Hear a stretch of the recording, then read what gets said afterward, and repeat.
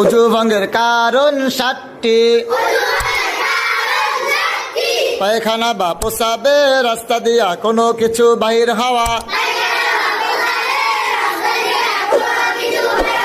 মুখ ভরিয়া বমি হওয়া, শরীরের কোনো জায়গা হইতে রক্ত পুজ বা পানি বাহির হয়ে গড়িয়ে পড়া, থুতুর সঙ্গে রক্তের ভাগ সমান বা বেশি হওয়া, জিহ্বা কাইত হইয়া হেলান দিয়া ঘুম যাওয়া, পাগল মাতাল ও অচেতন হইলে,